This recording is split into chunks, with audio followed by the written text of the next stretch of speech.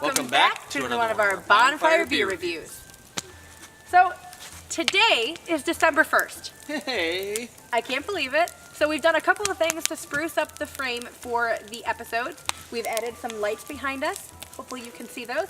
And I have a little Christmassy situation going on here, including a little Santa Claus that's actually fishing. It's a fishing Santa. So today we are coming at you with two different beers and a lot of smoke. Really fun announcement for those of you who are new subscribers and were not following us since the beginning or even since last December. We did a thing called Craftmas. Craftmas, for those of you who do not know, is very similar to what a lot of big YouTube channels do during season, who also vlog. They call it Vlogmas. It's a video every day the month of December leading up to Christmas Day. So we will be doing our own version of that, which will include a beer tasting in every video, but it will be a vlog or it could be a sit-down video, really whatever we're getting up to during the month. So I'm really excited for you guys to follow us along on our journey during holiday season. Whether you celebrate Christmas or not, we will do festive things, so I'm really excited for that. So hopefully you have your notification bell on and that you are pumped. Leave us comments below with any specific Christmas stuff you're hoping to see in our Craftmas Season 2. All right, as far as beer. All right, beer.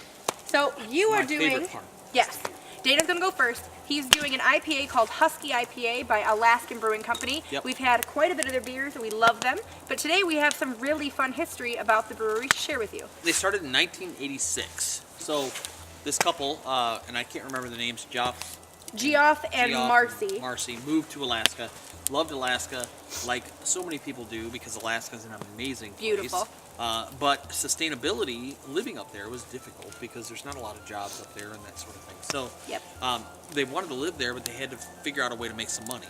So a friend of theirs said, hey, how about starting a brewery? So a little bit of money, and they started a brewery. Mm-hmm. They actually bought a building that was owned by the Douglas City Brewing Company back in the early 1900s, late 1800s, during the gold rush kind of era. So when they took over the brewery, they found a bunch of shipping documents and original recipes from the gold rush era. How cool is that, in their brewery?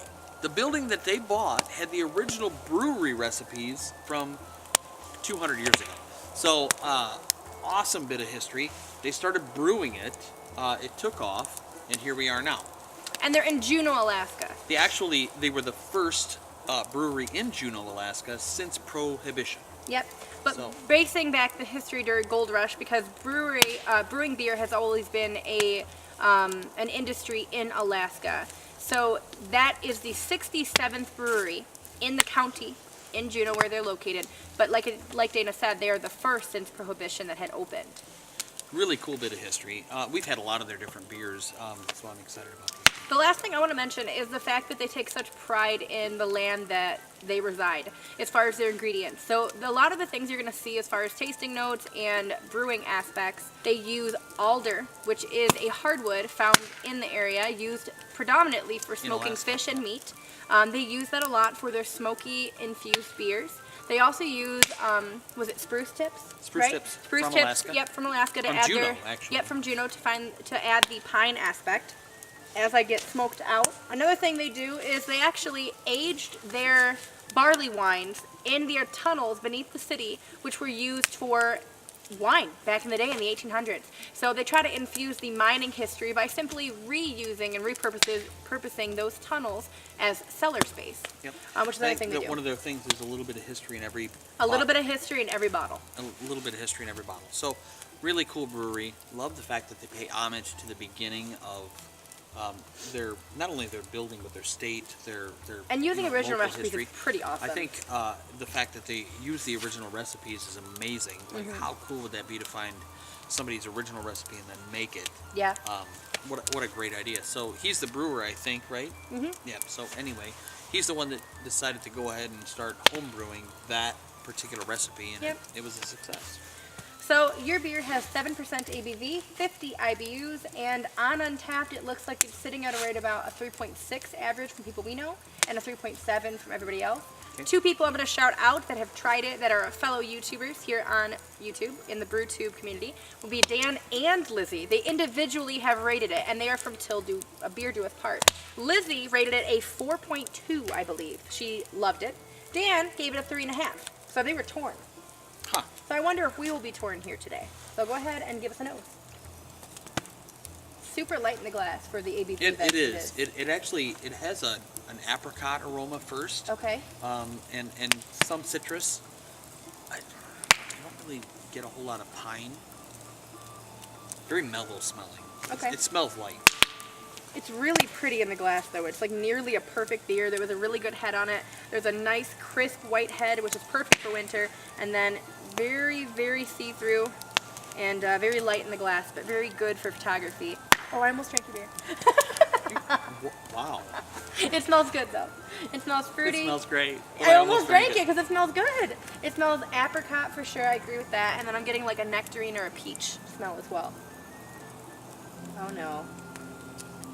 Lip smacking in silence, never a good thing. It's kind of what I would expect from the taste of the beer. Nothing overwhelming, nothing underwhelming. Not hoppy? Not hoppy. About a middle of the road beer. Would you say Till Beer Doeth Part came? Dan gave it a 3.5. Dan gave it a 3.5. Yep, Lizzie gave it over a 4. I have to agree with, not to pick sides, but I have to agree with Dan. It's kind of about a 3. Okay.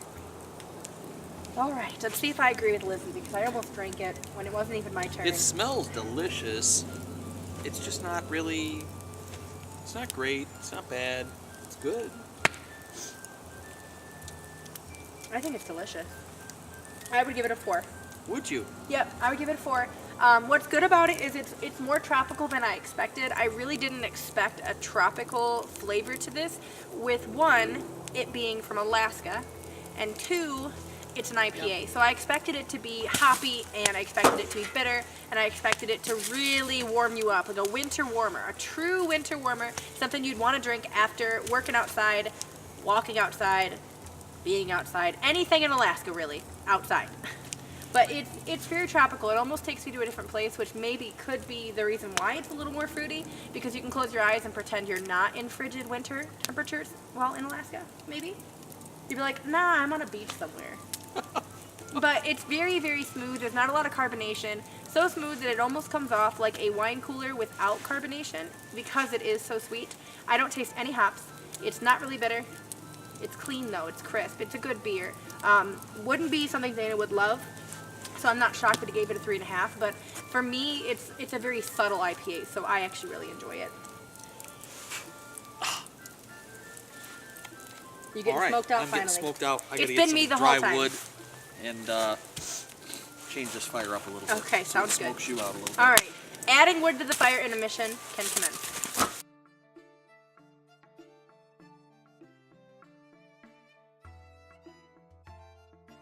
So I am doing a beer that I'm pretty shocked I haven't had before, but Mine too. here's the reason why I think this is the case. So it's Bell's Best Brown Ale. On the label, it has a beautiful owl with an orange background. This is one of their mainstays for fall and winter. It seems like they've definitely been releasing it for quite some time. I think at the very least back to since Yeah, Bell 2013. does a lot of seasonal releases. Yes, they do, for sure. So when I see this label, because we were at the store, for example, and I was telling Dana, I need to get a dark beer because right now we still have predominantly IPAs in our beer closet. So, I know, bummer for Dana. So we're at the store and he's like, ooh, what about this one? Because I love owls and I love bells, so he obviously wanted to see if I wanted it. And I go, no, I think I've had that. Because it looks like Bel Air Brown from Shorts. Same owl, similar, it's a brown ale both ways, and it's a brown ale depicting an owl with no indication as to why the owl is there because it's not in the name. So I see the owl, I see the brown, and I think it's Bel Air Brown. So I've probably passed by it a couple times making that mistake. And I'm not going to give history on Bell's because if you didn't already know, we just did it. So the last Bonfire Beer Review you saw was yesterday. Yesterday was a Bonfire Beer Review collaboration with Happy Trails Hiking. So if you've not checked that out, Definitely worth it. love Totally Happy Trails different, yeah, totally different format. It was all 4 of us trying beers in a different state, and we tried beers from Missouri, and they tried beers from Michigan. Really fun episode. So beyond that, the prior episode was Bell's, and we talked all about Bell's, gushing about how much we are obsessed, how much we love it, why we love them. So if you have missed that one, please check the description down below. I made a playlist of Bonfire beer reviews so you can binge watch us while drinking if you'd like to. Okay, so this beer is 5.5%, no IBUs, which is not something I expected from a brown ale anyway, so no shock. There's been 32 check-ins from people we know, giving it 3.6. I will give a couple shout-outs here. Tyler Finkbeiner gave it a 3.5. He said it was roasty and drinkable, and he was also shocked that he hadn't had it.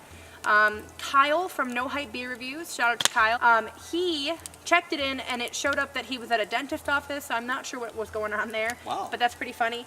He tried it in 2013. That's the last Untapped that he did on it, and he did not give it a number. He typically doesn't number his beers, but sometimes there's funny commentary. It says best, maybe, good indeed, because it's called the best brown ale. Then Brad Allison gave it a 3.7. No commentary from him, but I'm sure there is a beer review on his YouTube channel that you guys could reference and watch if you wanted to.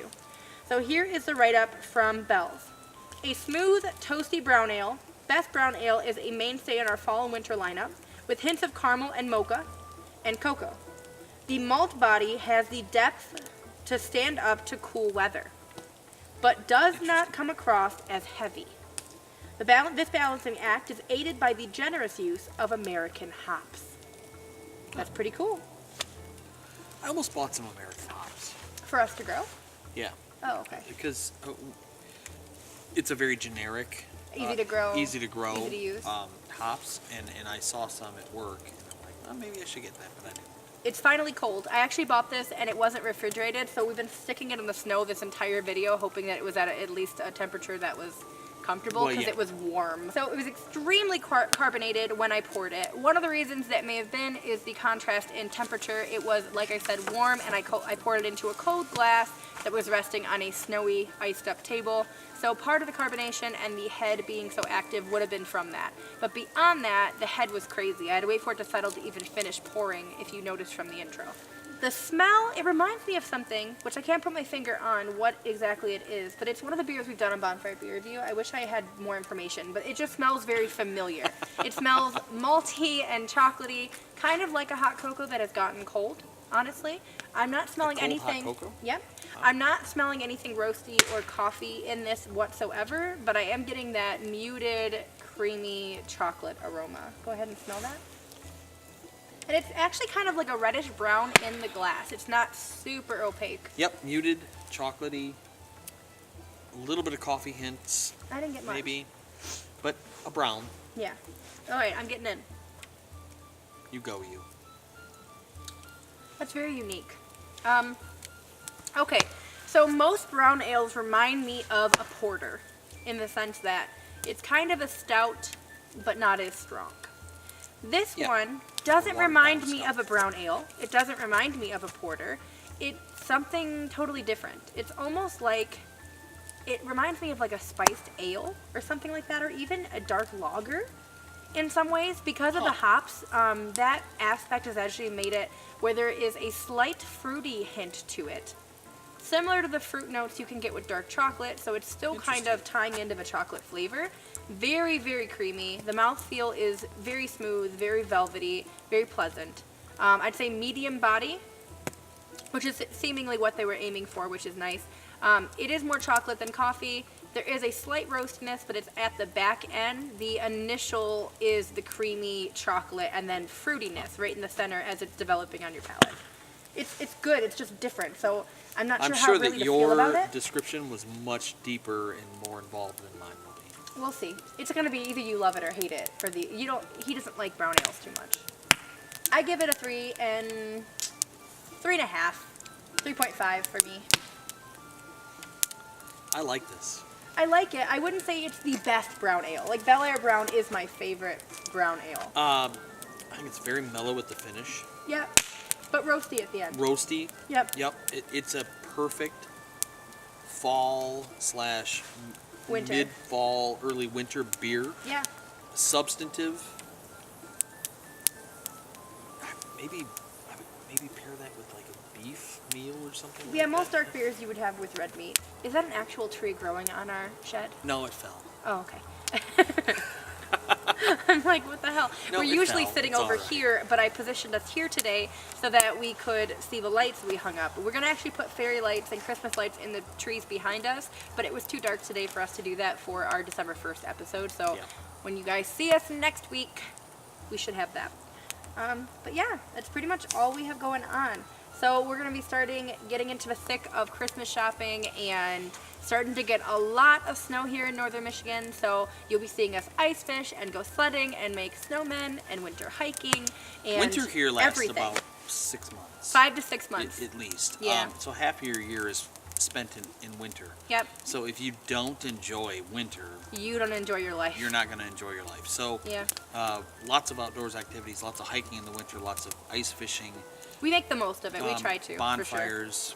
Oh yeah, and, bonfires and- are a must. Absolutely. They are anyway all year round for us, but definitely in the winter. So please list down below again, like I said, some things you'd like to see from this season of Craftmas. We will actually see you tomorrow. So we'll see you tomorrow. Again, You're tomorrow. gonna literally 25 days of Beer Belly Travelers. So for those of you who are excited, congratulations. For those of you who aren't, I'll see you on the 1st of January. All right. Have a wonderful night. Stay warm and drink good beer. Cheers. Cheers.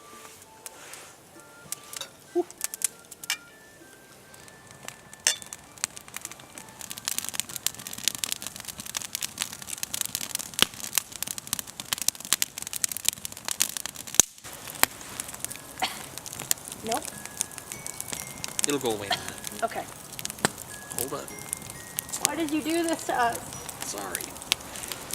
Ah!